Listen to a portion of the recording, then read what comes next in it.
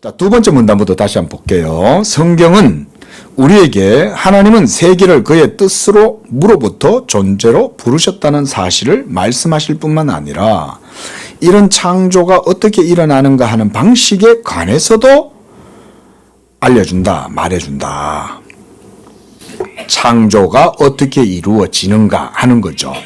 무로부터 생겨났을 뿐만 아니라 그 이후의 모든 창조조차도 성경은 보여주죠. 그래서 성경은 하나님께서 태초에 하늘과 땅을 창조하셨다는 말씀으로부터 시작한다. 그 시작은 창조함을 입은 사물들이 언제부터 존재하게 되었는가 하는 그 순간을 지시한다.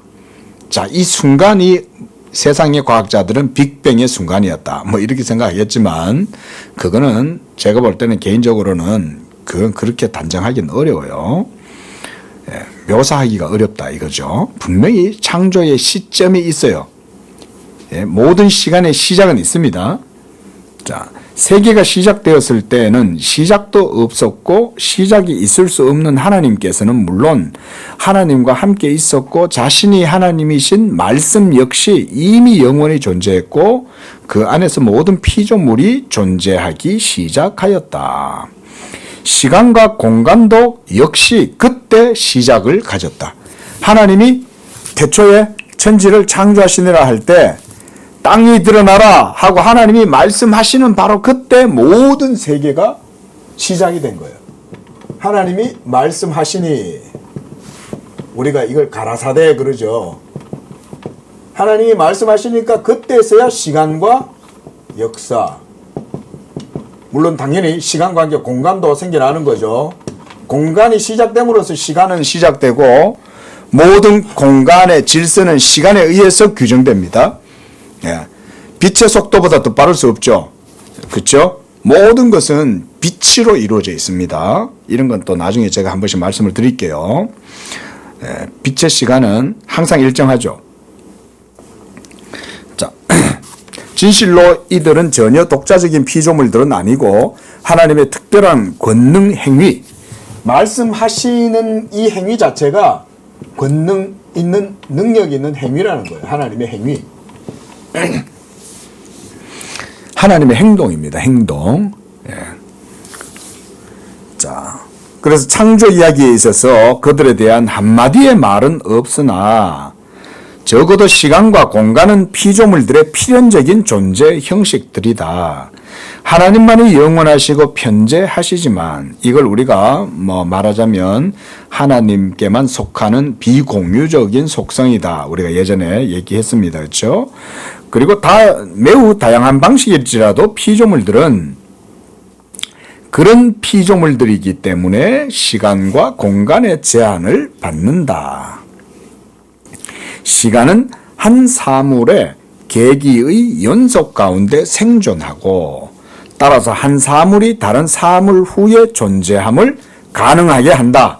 우리가 시간을 그래서 지속된다라고 해서 이렇게 이제 말하자면 리니어라고 그러거든요. 이 선적인 역사를 우리가 시간적으로 이렇게 표현하잖아요. 여기서 시작이 있었으면 계속해서 이렇게 시간이 흘러간단 말이죠. 선적으로. 그렇죠?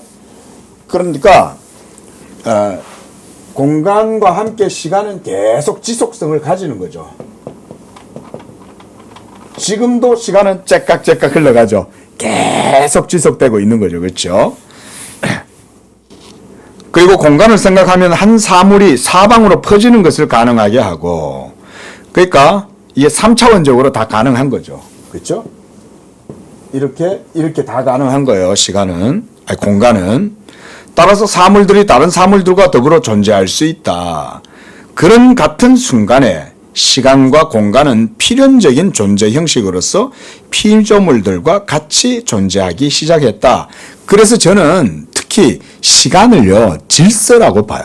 질서. 우리가 약속하면 서로 다 이제 시간 언제 만나자 이러고 이제 약속을 하잖아요. 그렇게 됨으로써 질서가 가능해지는 거죠. 모든 것에 실제로 이제 시간이라는 건 여러분 우리가 실체를 잡을 수 없죠. 그래서 어떤 뭐 문학가는 시간의 바람이다, 뭐 바람의 시간이다, 뭐 이런 식으로 표현해서 시간은 잡을 수 없는 것이고 실제로 시간은 존재하지 않는다라고까지 말해요.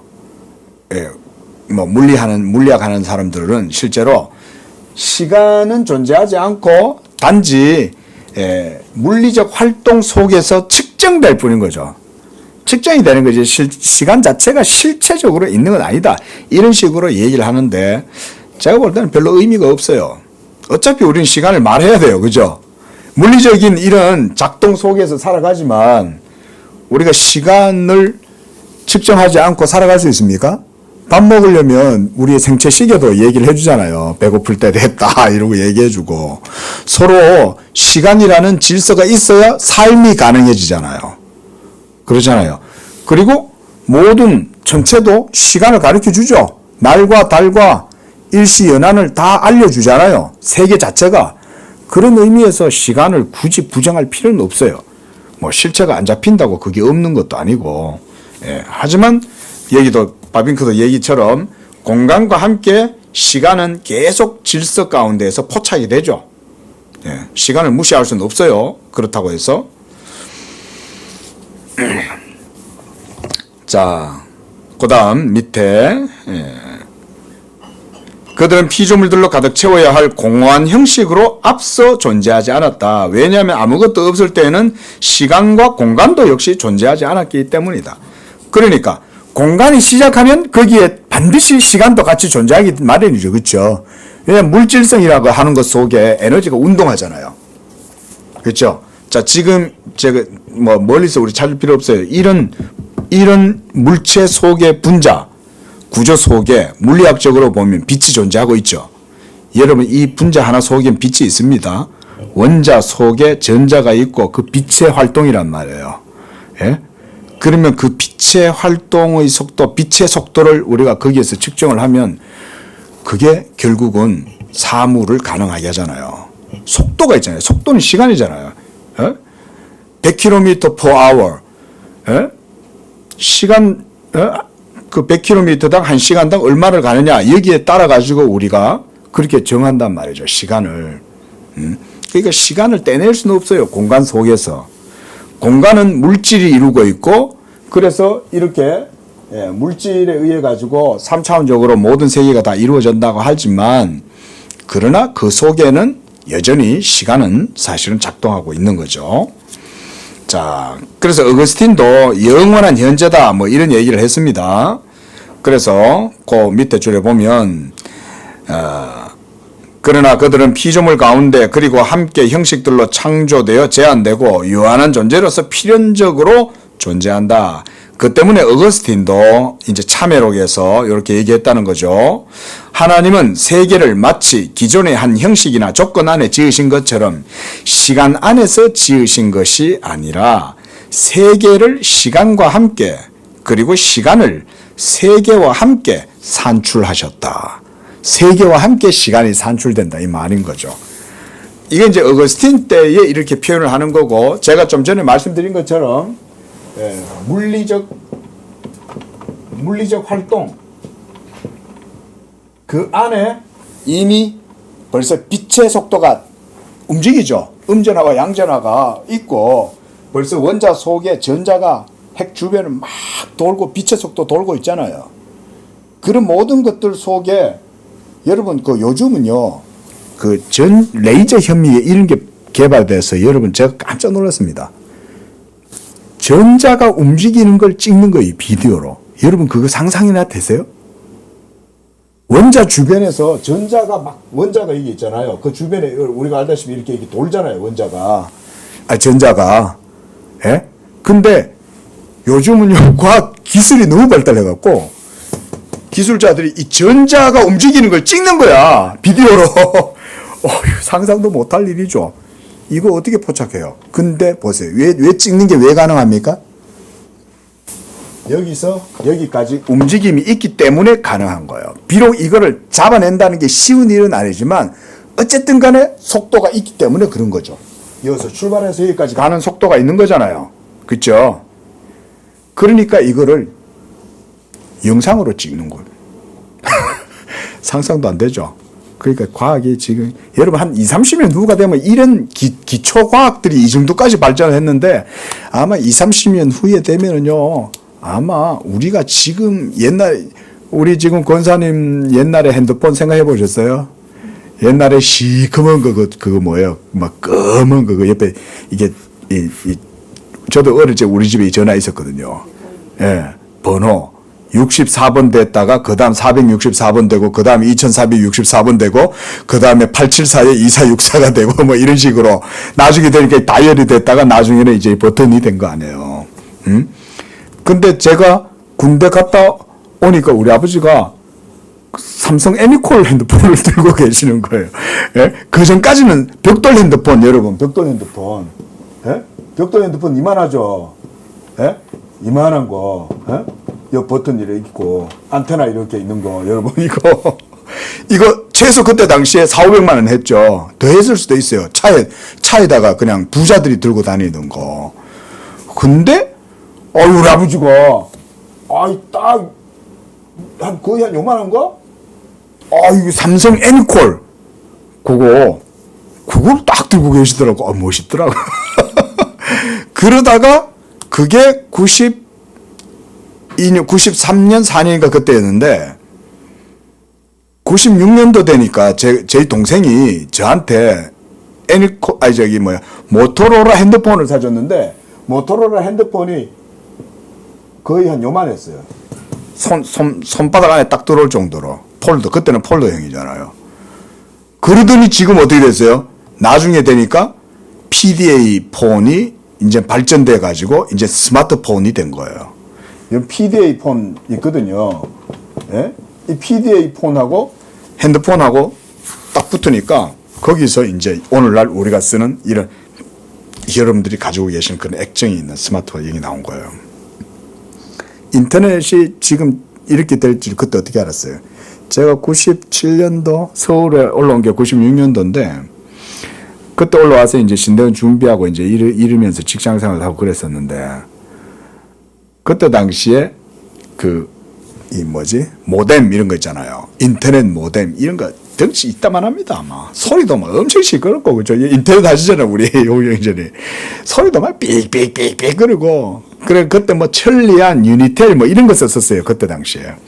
그런데 그때까지만 해도 인터넷 산업이 그렇게까지 발전할 거라고는 사람들이 앞을 못 내다보는 거지. 근데 지금, 예? 우리 모두 대부분 다 인터넷으로 다 구입해가 쓰죠. 그렇죠? 예. 상상이나 했습니까? 근데 그게 이제 일기세상이 바뀐 거예요. 이제 서울에서 부산까지 가는 이제 교통도 앞으로 이제 하이퍼루프 이런 게 이제 개발되면 한 30분 만에 부산까지 갑니다. 30분 만에. 지금 그런 차가 이미 이제 개발이 돼서 실험을 하고 있으니까 이제 교통망 구축만 되면 되는 거죠. 지금 현재 우리가 이제 KTX 타듯이, 예, 이제는. 그런 세상이 이제 되는 거예요. 그게 뭐 어마어마한 세상이 열립니다. 뭔 얘기하다 이랬더니. 자, 시간, 예? 물질성, 이런 거예요. 자. 무엇보다 제일 밑에 문장 창세기의 첫 절이 우리에게 말하는 것은 하나님은 태초에 하늘과 땅을 지으셨다는 것이다. 하늘과 땅이란 말로 성경이 여기에서 이해하는 것은 다른 구절과 같이 전 세계 온 우주를 의미하고 하늘과 땅은 온 우주를 의미합니다. 보이는 세계뿐만 아니라 보이지 않는 천상의 세계도 여기 포함되어 있습니다. 여러분, 보이는 세계만의 창조를 얘기하는 게 아니에요. 천상의 천사들도 창조해요. 천사들의 하이어라키, 위계 질서도 하나님이 창조하신 거예요. 그래서 태초로부터 하나님의 뜻대로 두 구분, 즉 땅, 곧 그 위와 그 안에 있는 것은 무엇이든지 포함하는 땅과 땅밖과 땅 위에 있는 모든 것을 포함하는 하늘로 나뉘어지고 있다. 이런 성경의 의미에서 하늘에 속한 것은 공기와 구름을 가진 중창이고 특히 하늘군을 구성하는 무별들, 행성과 항성들 이런 모든 것들을 얘기하죠. 그 다음 마지막으로 하나님과 천사들이 거하는 곳인 셋째 하늘, 곧 하늘들의 하늘도 하나님이 창조하신 거예요. 천사들의 세계도 하나님이 창조하신 겁니다, 여러분. 우리 신학은 그래서 천사론도 있어요. 그래서 창세기 첫 절이 태초에 하나님이 천지를 창조하시니라 라고 기록하였을 때 이것이 한편으로는 마치 2절이 따르는 모든 내용의 서두요 요약일 뿐이었다고 이해될 수 있다. 다른 한편으로 마치 창세기 1장 1절에서 선포된 하나님의 행위시 하늘과 땅이 직접 완전한 상태로 창조되었다고 해석될 수 있다. 진화가 아니에요. 진화는 완전체가 아니죠. 완전하지 않으니까 진화가 이루어지는 거잖아요. 근데 창조는 그게 아니에요. 하나님이 하나님의 의로운 방식에 가장 합당하도록 만드신 거예요. 그러니까 하나님이 보시기에 좋았던 거예요. 하나님이 보시기에 좋지 않았다면 더 발전시켜야죠. 그렇죠? 좋은 거예요. 여러분 창조를 보세요. 씨는 그 자체로 완전합니까?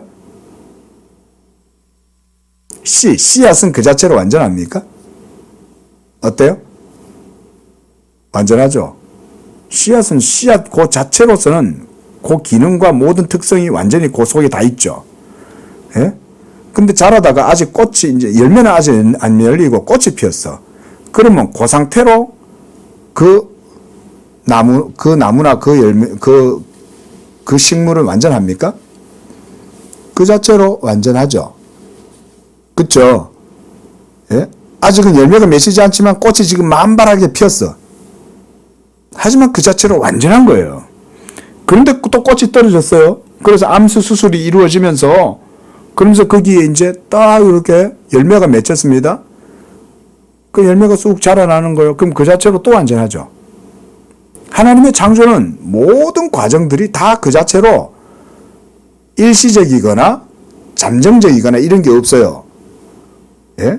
씨는 씨앗의 형태 그대로 그 자체로 완전해요. 하나님이 그 자체로 그렇게 만드신 거예요. 이 모든 세계가 다 그렇게 이루어져 있어요. 근데 진화로 생각하면 그런 게 아니죠. 이게 뭔가 불완전한 거지. 응? 더 발전해야 되니까. 원숭이로는 부족하니까 사람이 된 거 아니에요? 예? 원숭이 자체로 뭔가 부족하니까 사람이 됐다. 이런 게 진화잖아요. 예? 그러면 사람은 그러면 완전할까요? 만약에 그런 진화의 논리로 보면 지금 현재 우리가 사람으로 진화됐다라고 생각하면 여러분들은 완전체가 아닌 거야. 그렇죠? 여러분들은 또 뭔가 다른 형태로 또 진화해야 돼. 그런 게 진화론이죠. 그러나 창조론은 그게 아니죠. 하나님이 창조하셨을 때는 하나님의 창조 행위 그 자체가 결정적인 거예요. 그래서 하나님은 모든 것들을 다 있는 그 자체의 모습 형체대로 가장 적합하게 만드신 거예요. 이게. 태중에 있는 아이가 완전하지 않습니까? 태중에 있는 아이는 불완전한 미숙한 그런 상태가 아닙니다, 사실은. 예? 저는 모르지만 산부인과에 계신 분들이 그 낙태 이런 거를 이제 낙태 반대하시는 분들이 그런 영상을 보여주는 걸 제가 본 적이 있는데 그 태중에 있는 아이가 자기 생명에 대한 개념을 갖고 있는 거예요. 애가. 여러분 태교를 왜 해요? 태교를 한다는 말은 애가 인격이 있다는 걸 인정하는 거죠. 그렇잖아요. 그래서 엄마가 배를 쓰다듬으면서 아빠가 아내의 배를 쓰다듬으면서 우리 사랑아 이러면서 우리 그 어느 애기 때 태아명이 사랑이야. 사랑아 이러면서 이렇게 해주면 그 아이가 듣는다고 생각하잖아요. 그리고 그 아이가 벌써 태아 때부터 꿈을 꿉니다, 여러분. 꿈을 꾼다는 내는 꿈을 꾸는 거는 인격적 모든 지성적 모든 요소가 있어야 꿈을 꿉니다, 여러분. 꿈은 영적인 그런 정신, 혼이 있어야 꿈을 꾸는 거예요. 근데 애가 태중에서 잠에서 꿈을 꾸는 거야, 이게. 막 바뀔지도 하고, 예? 그렇게. 그러면 그 아이는 미숙한 존재냐? 그게 아니라는 거예요. 태아는 태아로서 그 자체로 얘 인생이 여기서부터 여기다. 근데 여기까지가 태아의 기간이라 쳤을 때 이 아이가 매 순간순간 모든 순간순간들은 다 하나님의 창조한 그 자체의 고유한 가치를 가지고 있는 거예요. 네? 이해되시죠? 그렇죠? 그래서 그 자체로 완전한 존재인 거예요. 그러니까 우리가 낙태를 반대하는 거예요. 그건 살인인 거예요. 뱃속에 있는 애는 이미 엄마와 아빠의 씨가 만나서 벌써 애가 몇 개월 이상 몇 주 되기 전에 낙태하면 괜찮다. 이런 거 사실 없습니다. 벌써 다 알아요.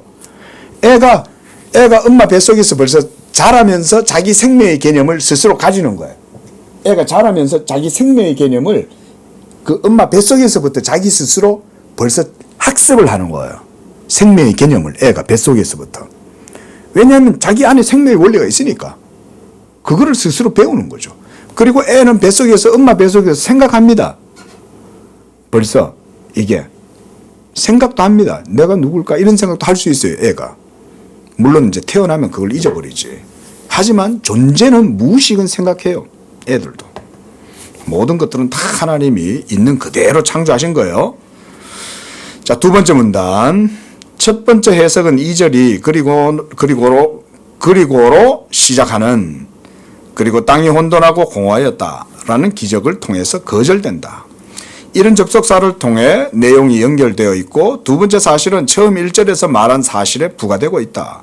두 번째 해석이 받아들여질 수 없는 것은 공기와 구름의 하늘로서의 하늘은 창세기 1장 8절에서 처음 생기며 하늘과 땅이 모두가 2장 1절에서 처음 완성되고 마쳤다고 하기 때문이다.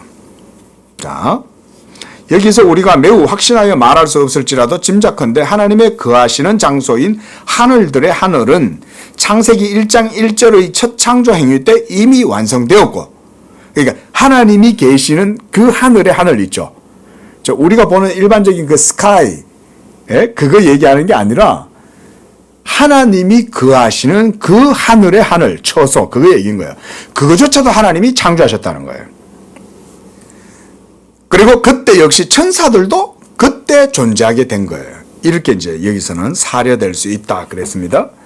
자, 그 이유를 찾는다면 욥기 38장 47절에서 여호와께서 폭풍 가운데 욥에게 말씀하시기를 땅에 기초를 놓고 주초를 세웠을 그 당시에 인간은 없었고 별들의 찬양과 하나님의 아들들, 천사들의 환호 가운데에서 완성하셨다고 하였기 때문이다.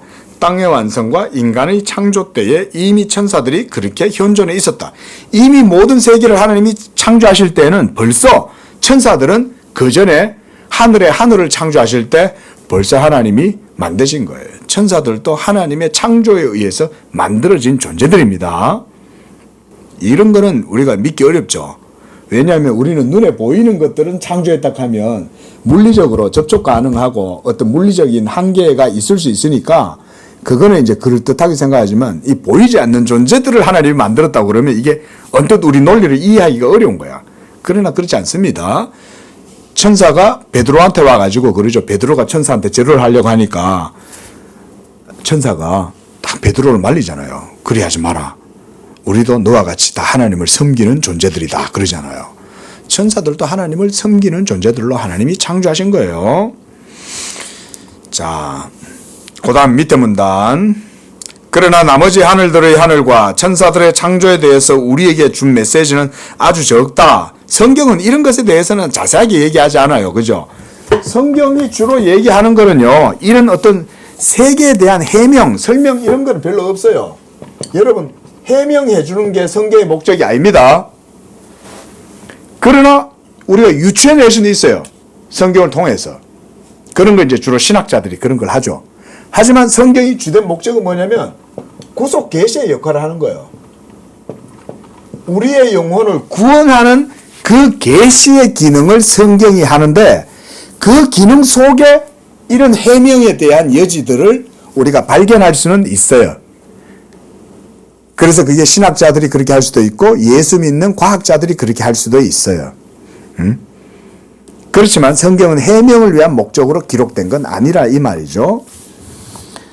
자, 두 번째 절에서 창세기 안의 이야기는 땅의 완성에 관한 폭넓은 묘사에 이른다. 그런 채비는 필요하였으니 그 이유는 땅은 이미 지어졌어도 아직 잠시 동안 혼돈하고 공허한 상태에 놓여 있었고 어두움에 덮여 있었기 때문이다. 우리 창세기 한번 보세요, 여러분. 이럴 때 한번 보고 넘어갑시다. 창세기 1장입니다. 자, 처음 태초에 온 세계가 있지도 않은 그때에 하나님이 모든 세계를 창조하셨을 때 창세기 1장 1절에서 2절에서 계속 그 기본적인 가장 시초, 가장 태초의 상황을 설명을 해주죠. 그게 바로 2절이에요.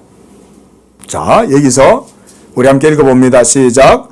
땅이 혼돈하고 공허하며 흑암이 깊음 위에 있고 하나님의 영은 수면 위에 운행하고 계셨다. 그 말인 거예요. 운행하시다라고 하는 말은 우리가 이거를 신학자들 표현으로는 엄마가 태중의 아이를 이렇게 품고 있는 듯한 그런 이제 의미라고 그렇게 말을 하더라고요.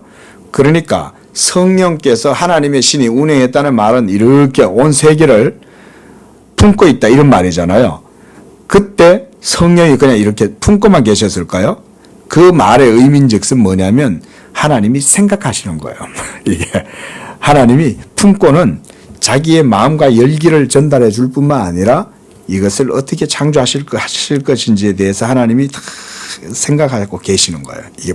이게 품고 하나님의 영이 운행한다라고 하는 신학적인 의미라고 할 수 있습니다.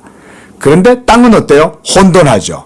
카오스, 무질서하다는 거예요. 아직 질서가 없는 거예요. 근데 어떤 진료는 있어. 자, 이 상태가 지금 뭐냐면, 자, 창세기 1장 2절은 혼돈은 우리가 이 카오스모스라고 하는 게 혼돈이라고 그러잖아요. 혼돈의 상태이기 때문에 혼돈이라는 말은 아직 질서가 안 잡혀 있다는 얘기죠. 아직 질서가 없는 거예요. 그리고 공허한 거예요. 공간이 없는 거예요, 아직은.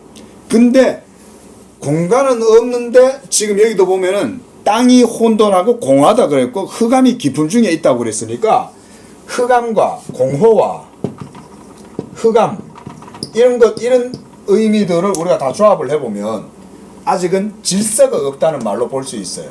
질서가 없는 그런 형태인 거예요. 아까 말씀드렸죠. 창조에는 시간은 질서를 보여준다는 거죠. 시간은 질서를 보여주는 겁니다. 거기에 뭔가 작동했을 때는 시간 질서가 주어져 있는 거예요. 거기에는. 그런데 아직은 그런 질서가 없는 거야. 그러니까 아직까지도 시간을 측정할 수가 없어. 이 상태에서는. 그러나 이 신학자들은 이 부분에 대해서는 어떤 진료의 형태가 있긴 한데 아직까지는 우리가 요즘 보면은 요즘 과학이 발전해서 그 뭐죠? 그 레이저로 치료하는 거 있잖아요. 요즘은 그 플라즈마라 그러죠. 그 플라즈마 치료라는 게 있어요. 플라즈마는 기체도 아니고 액체도 아니고 물질의 상태가 아니에요. 근데 그게 되기 이전의 상태인 거예요. 플라즈마 상태. 마치 뭐 똑같이 뭐 플라즈마다 제가 그렇게 말씀드리는 건 아니고 마치 그런 상태가 있는 거예요. 플라즈마의 상태가. 이런 상태에서 하나님이 이제 여기를 향해서 뭘 하냐? 3절에. 여기에서 하나님이 제일 먼저 하신 게 뭐예요? 하나님이 하신 행위가 3절에. 하나님이 이르시되 빛이 있으라라고 말씀하시는 거예요. 자, 여러분 제가 아까 말씀드렸죠. 물리적인 모든 분자, 원자 단위 속에 뭐가 있다는 거죠? 빛이 있다 그랬잖아요. 여러분 물리학자들은 빛을 연구하는 사람들입니다. 여러분 이게 시커멓게 생겼죠? 이 속에 빛이 있겠냐 싶지만 빛이 있는 거예요. 이 속에. 이건 플라스틱이에요. 플라스틱 속에도 빛이 있는 거예요. 여러분들의 세포 원자 하나 속에도 여러분 빛이 있습니다. 왜냐하면 여러분들의 모든 신체의 몸은 원자로 이루어져 있잖아요. 파인만이라는 사람이 그런 말을 했잖아요. 모든 것은 다 원자로 이루어져 있다는 거예요. 여러분들의 몸을 나누면 그 모든 것들도 다 이런 물질처럼 다 원자로 구성되어져 있는 거예요. 놀라운 건 그런 원자 그런 것들의 하나하나 입자가 모여가지고 우리의 몸을 구성하고 있는데 이 몸이 얼마나 신묘막측합니까? 그렇죠? 몸이 신묘막측하잖아요. 어떻게 계란을 먹었는데 그게 내 몸에 영양가가 되고 그렇게 되냐 이거죠. 우리 몸 속에서 또 그걸 효소를 또 만들어내가지고 분해시켜가지고 우리의 몸에 가장 필요한 대로 전부 다 받아들이고 흡수시키고 또 남는 영양분들을 또 축적시키고 나머지는 또 다 또 내보내고 이런 역할들을 몸이 알아서 다 하잖아요. 이런 놀라운 일들을 그 원자단이 하나하나들이 다 이루어져 가지고 우리 온 몸을 다 이루고 그게 이루어지고 있다는 걸 생각 한번 해보세요. 놀랍죠? 근데 그런 모든 것들 속에 뭐가 작동한다는 거예요? 빛이 있는 거예요, 여러분.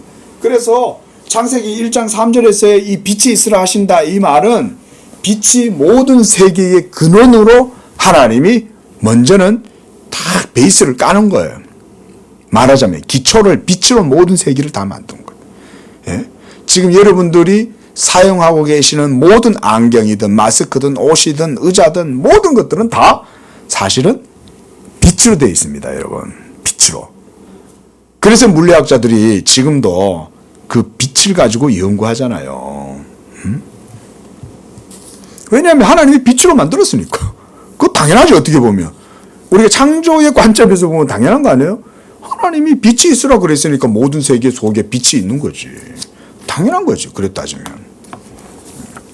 과학하시는 우리 이 그리스도인들은 이런 성경의 이런 것들을 통해서 우리가 이제 그런 창조과학적인 논리를 찾을 수 있죠. 다음 페이지 161쪽. 다시 말하면 어떤 형체가 없는 상태에 있었다는 것뿐이다. 형체가 없는 거죠. 이 상태가 혼돈과 공허와 흑암은 형체가 없는 거예요. 아직은. 아직 형체가 안 생긴 거예요. 그리고 거기에는 아직 빛과 어둠 사이, 물들과 물들 사이, 땅과 바다들 사이에 전혀 구별되어짐이 없었다. 하지만 창세기 1장 3절에서부터 10절까지는 하나님의 사역들이 처음 땅에 이런 혼돈함의 종지부를 찍었다. 그러니까 더 이상 이제 이런 상태가 아닌 거죠. 창세기 1장 3절부터는 이제 혼돈 이후에 하나님이 빛이 있으라 그랬으니까 그 빛으로 말미암아 모든 세계를 하나님이 다 지정하는 거예요. 여러분 창세기 1장이 얼마나 과학 이상의 내용이 있죠. 여러분 빛이라는 것을 여러분 아주 탁월한 신학자들은 이런 얘기 다 합니다. 어거스틴 보세요. 좀 전에도 어거스틴 얘기도 했지만 어거스틴은 시간, 영원 이런 거에 대해서 그 당시에 어거스틴의 철학이 지금까지도 영향을 미치잖아요. 얼마나 대단합니까? 어거스틴이 뿐만 아니라 오늘날 현대과학이 발달하니까 결국은 빛을 가지고 하잖아요. 빛을 가지고. 예? 그러니까 성경의 내용은 과학이 발전하면 사실로 드러나는 거예요. 놀랍게도. 옛날에 과학이 어정쩡할 때는 오히려 성경을 그런 식으로 신화다 이런 식으로 매도했지만 과학이 첨예하게 발전하면 발전할수록 오히려 성경에 기록된 내용이 이게 보통 내용이 아니구나 이제 이래 되는 거지. 자, 즉 그것은 아무 식물과 나무의 모든 단장함이 없고 하나의 생존물도 서식함이 없었다는 말이다. 그리고 창세기 1장 11절 이하에서 요약된 하나님의 사역들은 땅의 공허함을 종결하였으니 하나님이 땅을 창조하심이 땅이 공허하게 있도록 함이 아니라 인간이 그 안에 거할 수 있도록 하기 위함이었다. 이와 같이 땅을 준비하시는 하나님의 사역들은 두 그룹으로 나누어짐이 분명하다. 첫째 그룹의 사역들은 빛의 창조를 선두로 하여 차별과 구별, 형상과 형태, 색조와 격조가 있게 하였다. 둘째 그룹의 사역들은 광명체들, 곧 해와 달과 별들의 형성을 시작으로 하여 그 다음에 땅을 채우고 새들과 물고기들, 동물들과 인간들과 같은 주거물들을 제공한다. 성경의 반복된 증거에 따르면 전 창조 사역은 6일 동안 다 이루어진다. 그리고 이 날의 해석에 있어서 많은 자유로운 사색과 현장 견해의 차이가 있어 왔다. 그래서 창조가 며칠 이루어졌습니까? 창조가 며칠 동안 이루어졌어요? 성경에 의하면 6일이죠. 있죠. 그런데 이거에 대해서 그 날, 하루를 이거를 막 해석하는데 어떤 사람은 성경에서 1년을 하루와 같다 그랬, 하루를 천년과 같다 그랬으니까 그렇게 해서 대입을 해서 한번 보자. 그러니까 6,000년 동안 하나님이 세상을 만드셨다. 이런 식의 이제 얼토당토 않는 해석들을 하는 거예요. 자, 여러분. 하나님은 오병이어를 가지고도 만드실 수 있지만 오병이어가 없었어도 오병이어를 만들 수 있죠. 그렇죠?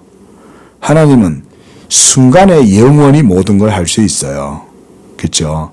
여러분 오늘날 우리가 이제 제임스 웹이라는 우주 망원경이 어마어마한 게 만들어져 가지고 기존의 우주로 쏘아올렸던 허블 망원경이나 이런 망원경들의 해상도는 비교할 수 없을 정도로 엄청난, 그래서 지금 막 전 우주 천문학적인 역사에서 아주 그냥 새로운 전기를 마련했다고 할 정도로 이 제임스 웹에 대한 그 사람들이 지금 뭐 광분을 하죠. 근데 이제 그 제임스 웹으로 이제 찍잖아요. 우주에서부터 오는 초기 우주가 어떻게 형성되었냐, 예? 어떻게 별들이 은하계가 어떻게 서로 생성되고 다시 사라지느냐, 이런 것들에 대해서 막 찍는다고 그래요. 근데 그 빛이 얼마나 먼 데서부터 오는 빛인지 아세요? 우리는 상상할 수 없는 그런 먼 거리에서부터 오는 빛들을 보는 거예요. 그러니까 빛이 여기서부터 쾅 하고 어떤 별이 하나 폭발했어. 예? 또는 어떤 별이 생겼어. 그러면 거기에 어마어마한 에너지 활동이 있을 거 아니에요. 그렇죠? 여러분 깡통 하나 찌그리려고 하면 보통 됩니까? 그렇죠? 여러분 깡통 버리실 때 발로 쾅쾅 밟아야 되잖아요. 그러면 거기에 엄청난 에너지가 주어지는데 하나의 별이나 은하단 자체가 사라지거나 생성된다 그러면 거기에 어마어마한 에너지가 생길 거 아니에요. 상상을 못하는 그런 것들이 생겨날 때 그 속에 막 어마어마한 중력이 일어나고 이러면서 막 빛이 여기서 막 나타나고 뭐 이런다는데, 여러분 이게 우리하고 거리가 얼마나 떨어져 있냐면 수백억 광년 떨어져 있는 거예요. 수백억 광년이라니까 감이 안 오죠. 그렇죠? 빛으로 수백억 년을 가야 도달할 수 있는 거예요. 여기서부터 출발했어요. 그 여기까지 오는 게 400억이 걸리는 거예요. 400억이 빛이 도달하는 시간이, 예를 들어서 그 정도로 되는 거예요. 그러면 사람들은 무슨 생각을 어떻게 하냐면 400억이니까 하나님의 창조도 400억보다는 훨씬 더 걸렸을 거라고 상상을 하는 거예요. 근데 저는 그렇게 생각하지 않아요. 하나님은 우주 저쪽 건너편에 말하자면 빛의 속도로 400억 년을 가야 되는 거야. 빛의 속도로. 예? 그런데 그렇게 멀리 있는 별의 빛이 지금 우리가 관찰하고 있다면 하나님은 그거는 뭘 보여주냐면 하나님의 신성을 보여준다. 나는 오히려 이렇게 보는 거예요. 하나님은 순간에 영원하잖아요. 그죠? 그러면 하나님이 여기서부터 입자가 여기까지 가도록 하시기보다 아예 여기서부터 여기까지 딱 이렇게 하나님은 만들어 버리실 수도 있는 거예요. 이해되세요? 그러니까 우리는 400억 년 이후에 이 빛을 담지하고 인식하는 게 아니고 하나님이 이미 창조하실 때 벌써 빛이 여기서부터 여기까지 가닿도록 그렇게 만들어 놨기 때문에 우리는 400억 광년 떨어져 있는 것들조차도 오늘 여기서 얼마든지 보고 감상할 수가 있는 거예요. 빛을. 왜냐하면 하나님의 신적 능력은 순간에 영원하잖아요. 그러니까 굳이 만들어 놓고 여기서까지 이렇게 오도록 하실 필요도 없어. 하나님은 보여주시려면 지금 당장 저 400억 광년 떨어져 있는 것도 지금 당장 하나님이 보여주실 수 있도록 이렇게 창조하신다 이 말인 거예요. 가능하겠죠? 무에서 유를 만드시는 분이 이거 불가능하겠어요? 예? 자, 이런 것들은 이제 우리가 신학적인 사색이라고 할 수 있겠습니다. 자, 그 밑에 문단 161쪽 두 번째, 성경의 반복된 증거에 따르면 전 창조 사역은 6일 동안 이루어진다. 그러나 이 날의 해석에 있어서 많은 자유로운 사색과 현저한 차이가 있다. 어거스틴보다 못지않은 많은 사람들이 하나님은 단번에 그리고 동시적으로 완전하게 창조하셨고 6일이란 결코 계속되는 시대 구분들이 아니라 그로부터 피조물들의 계열이 사례될 수 있는 각 관점들이라고 판단하였다. 또 다른 입장에서 창조의 날들의 경우에 24시간 단위보다 아주 더 긴 시기들로 생각하는 자들도 적지 않다. 그러니까 1년을 1000년으로 본다 이건 거예요. 그러니까 그냥 날은 성경에서 그 1000년을 하루와 같다 그랬으니까 그 1000년을 그냥 1일 이렇게 말했다 이런 식으로 해석한다 이거예요. 여러분 그게 아니죠. 성경에 기록되어진 그대로 믿으면 된다. 바비기가 지금 그 말을 하고 있는 거예요. 성경은 6일 창조잖아요.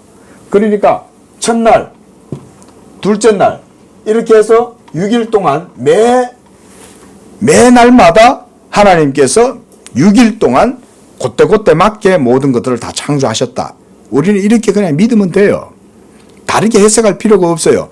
그리고 성경에는 분명히 날을 얘기하죠. 그렇죠? 저녁이 되고 아침이 되니 이렇게 분명히 말해요.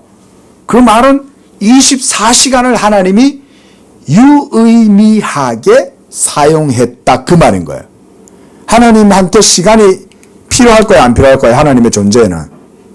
하나님의 존재에는 시간이 필요하지 않죠. 그런데 왜 하나님은 그러면 24시간이라는 시간을 사용하셨을까요? 여러분 뭐 때문일까요?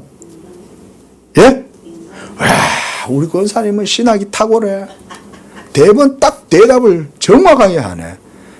하나님이 시간을 가지고 창조하신 것은 하나님의 영원성에 뭔가 부족함이 있어서 만드신 게 아니에요. 우리를 위해서 그렇게 만드시는 거예요. 우리 인간의 삶에 뭐가 돼? 토대를 만드시는 거예요. 그래야 우리가 살지. 그리고 창조가 우리를 위해서 하나님께서 하시는 거지 하나님을 위해서 창조를 하십니까? 하나님이. 자, 그런 거죠. 그렇게 보면 됩니다. 그러니까 이제는 여러분들이 창조 이러면 그냥 6일 창조로 생각하시면 돼요. 하나님을 믿는 사람들은 그게 당연해야 돼요. 하나님은 모든 걸 다 하실 수 있지만 그러나 하나님의 방식대로 하지 않고 우리한테 그래서 맞추어 주신다. 이 신학 용어예요. accommodation. 우리한테 맞추어 준다라고 하는 이런 개념이 우리 장로교회의 신학이 있어요. 하나님은 신이시고 전지전능하시지만 자기한테 맞추시지 않고 우리한테 맞춰주시는 거예요. 24시간 우리한테 필요한 거예요. 삶을 살아보세요. 6일 동안 일해도 7일째는 쉬어줘야 됩니다. 우리는. 그렇죠? 이게 필요성이잖아요. 안 쉬면 안 됩니다. 기계도 돌리다가 쉬어야 되잖아요. 기름 칠해야 되고 정비해야 되고 쪼아야 되고 닦아야 되고. 이게 우리를 위해서 이렇게 하신 거다. 이거죠. 그래서 성경은 날에 대해서 아주 명확하게 아침부터 아침까지로 계산하고 있으며 이것은 이스라엘에 있는 주일과 성역 구분의 기초가 되고 있다. 달력을 얘기하는 거예요. 그럼에도 불구하고 성경 자체의 날들은 우리의 일반적인 땅의 회전 운동으로 말미암아 야기된 것과 다름을 생각해 하는 자료들도 내포한다.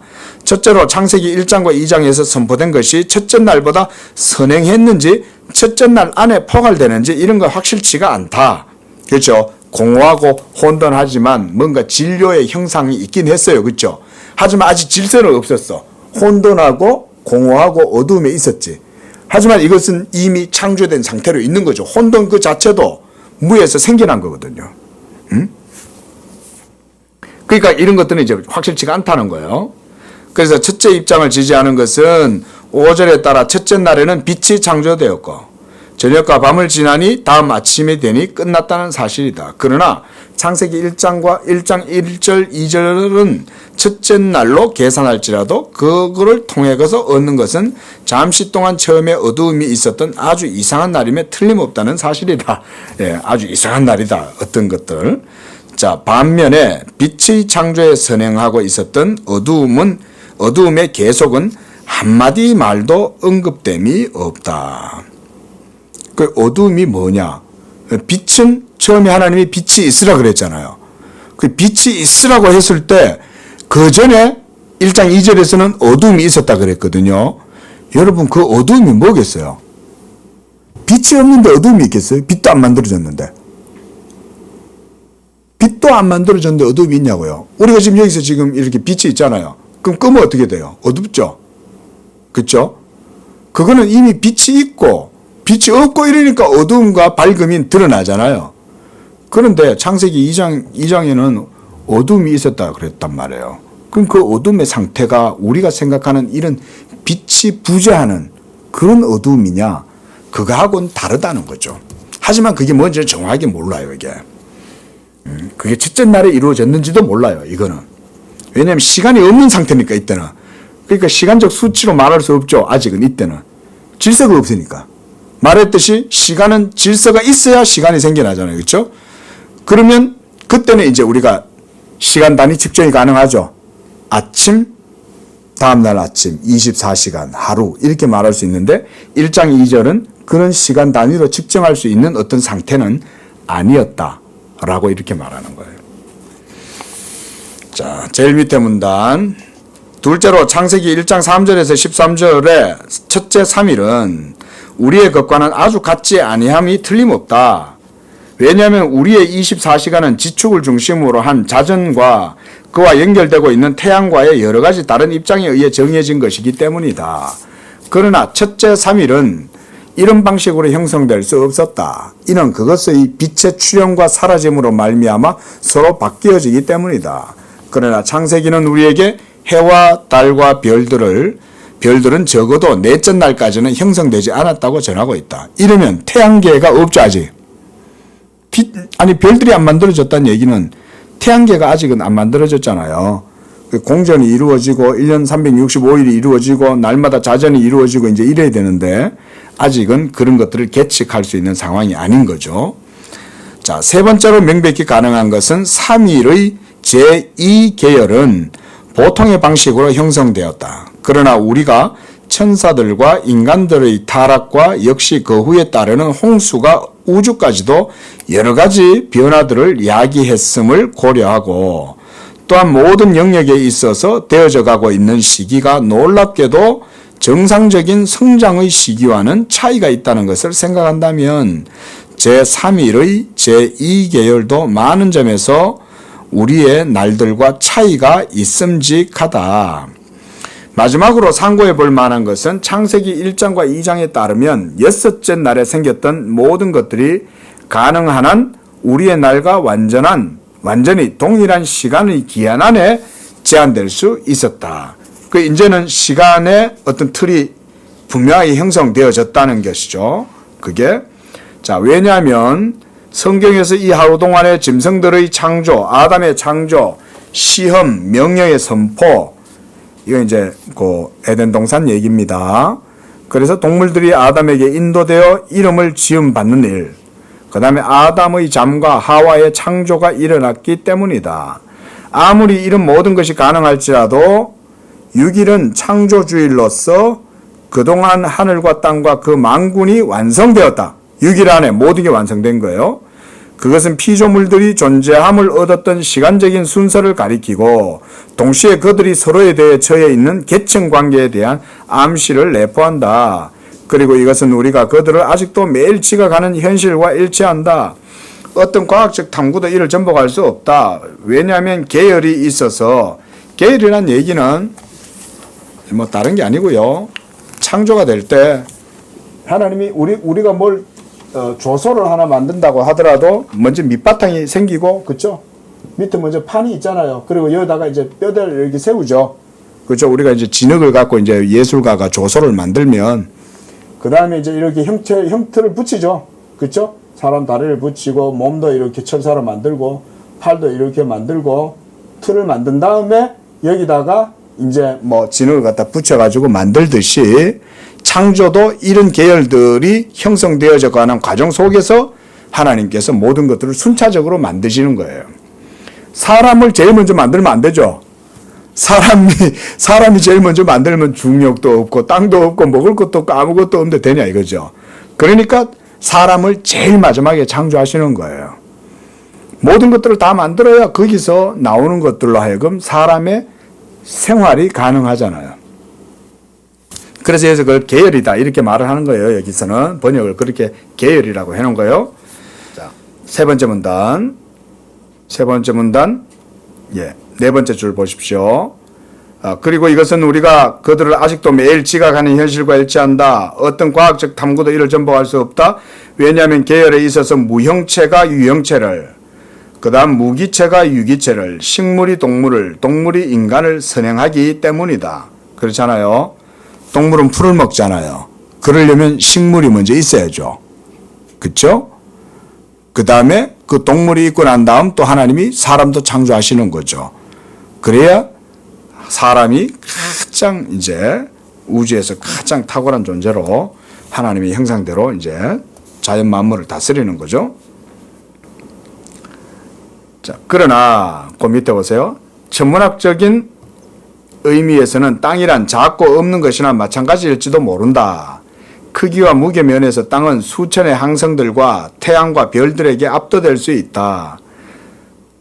그렇죠. 그렇게 보면 그렇잖아요. 여러분 지구가 보이저호에서 지구를 찍었대잖아요. 저 태양계 바깥으로 이제 나가다가 뭐 명왕성쯤 가선가 하여간 이 보이저호를 지구 쪽으로 향해 가지고 지구가 어떻게 보이나 봐라 그랬더니 새카만데 거기에 약간 조금 아주 그 신락 같은 깨알보다 더 작은 그런 빛이 비치고 있더라는 거잖아요. 온 우주가 얼마나 큽니까, 그죠? 예? 어마어마한데 그 속에 지구는 먼지와 같은 작은 하나의 빛으로 있더라는 거죠. 지구 이외엔 빛이 없어요. 지구만 빛이 있는 거야. 놀랍죠? 지구하고 태양하고 비교하면 지구는 무의미하죠. 크기로 보면. 그렇지 않습니까? 그죠? 얼마나 작습니까, 지구가. 그러나 종교적 도덕적인 면에서 우주의 중심으로 지구가 있다는 거예요. 하나님이 이 지구를 그렇게 만들었다. 땅과 땅만이 인간을 위한 거주지로 선택되었다. 그 안에서 모든 악의 권세에 대해서 대전쟁이 치루어지는 투기장으로 선택되었고 하늘 왕국의 설립 장소로 선택되었다. 그랬습니다. 자, 오늘은 여기까지 읽고요. 예. 뭐 설명이 길어져서 자꾸 이제 늦어져서 죄송합니다만은 이런 것들을 좀 제가 설명해 드리면 여러분들도 또 들어볼 수가 있고 하니까요. 예.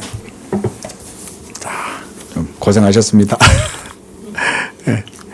예. 질문 시간은 기도 끝나고 나서 하겠습니다. 예. 자비로우신 하나님 아버지, 감사합니다. 이와 같이 우리에게 믿음 주셔서 하나님이 창조하신 그 창조의 의미와 목적을 또 우리가 배우고 이런 모든 현상세계 속에서도 우리가 육적인 관점이 아니라 영적인 눈을 열고 모든 창조세계를 믿음으로 바라보게 하셔서 그 하나님의 창조의 섭리와 목적과 뜻을 또 우리가 이런 시간들을 통해서 배우게 하시니 감사합니다. 우리 성도들의 삶이 바로 이런 창조세계 속에서의 삶이고 그 삶은 하나님이 허락하신 시간들이며 기회이고 우리에게 주어진 이 모든 삶은 바로 하나님의 영광을 위한 것임을 우리가 다시금 또 생각하고 하나님 우리의 삶 속에서도 하나님께 영광을 돌리는 그런 믿음의 삶을 살아가도록 도와주옵소서. 예수님의 이름으로 기도합니다. 아멘.